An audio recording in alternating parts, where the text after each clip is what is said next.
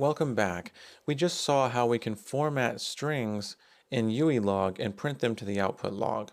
In this video, we're going to see how we can format a string for the output log using another string. Now, in Unreal Engine, it's typical to use the built-in type called Fstring. So we can create an Fstring called myString, and we can initialize it, and we're going to use the text macro to initialize it, to ensure that we have it encoded in Unicode. Now I'm going to call this my string with some exclamation points, so that way it looks nice and original. And I'll terminate with the semicolon. And I'll go ahead and copy one of these UElog calls. And for the text, I'll say fstring myString. And the format specifier for the string is %s. Now, for a formatted string, it's expecting an old C-style string. Now, fstring is an object. It's actually a struct. And so we can't just pass in an fstring directly. But fstring has overloaded a particular operator. And that operator overload looks like this. It's the asterisk prepending the variable. So my string.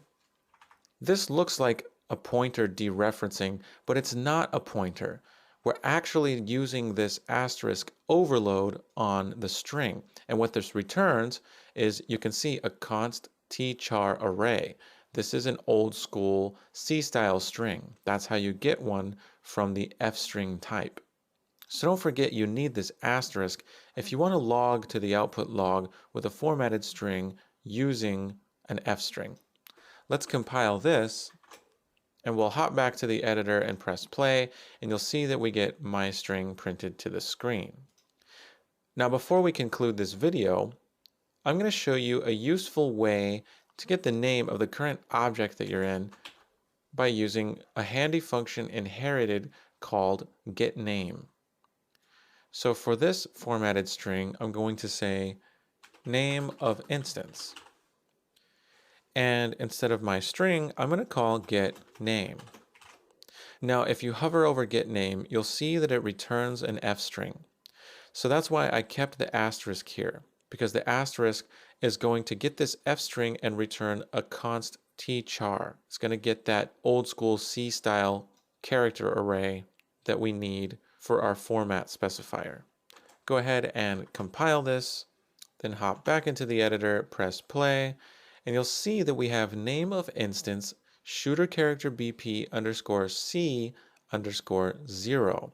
So this is the name given internally to this instance of the shooter character. So this can be handy when you have some sort of reference to an object in the world and you want to know what it is. getName can help you to get some information about it. Okay, so this concludes this video. We now know how to log information to the output log, including formatting strings with different data types. And we saw that if we're using an fstring, we need to use the overload of this asterisk operator in order to convert it to an old school C-style string, which is a character array.